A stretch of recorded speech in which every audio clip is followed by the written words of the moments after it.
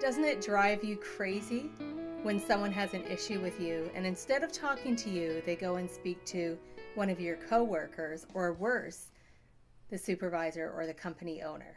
Hi, I'm Charmaine Hammond with Hammond International, and one of the questions I get asked all the time when I'm speaking or training with companies is, what do I do when someone is upset with me or has an issue with me, and instead of talking to me directly, they go and talk to my supervisor? What do I do?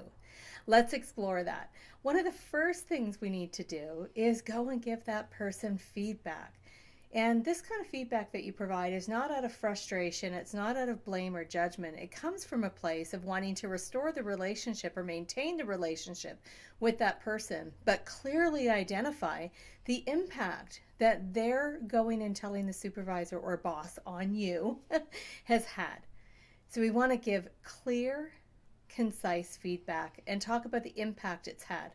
The other thing that we've seen happen in workplaces is what's called the supervisor triangle. This is a variation of that. This is when two people are upset with each other in the workplace, and instead of talking to one another to resolve it, they go and talk to other people, typically the supervisor. Now let's look at it from the supervisor's perspective for a minute. He or she is left with, at best, 50% of the information of what's really going on in the conflict and how can they solve it effectively.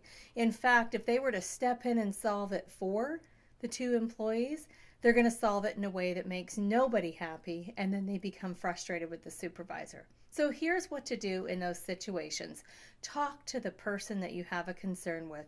Don't go and bounce it off, and I'm using air quotes because people do that a lot in workplaces, where they bounce scenarios off one another, which is really a form of gossip, and it can damage relationships. Don't wait, communicate. Talk to the people that you need to speak to resolve the issue.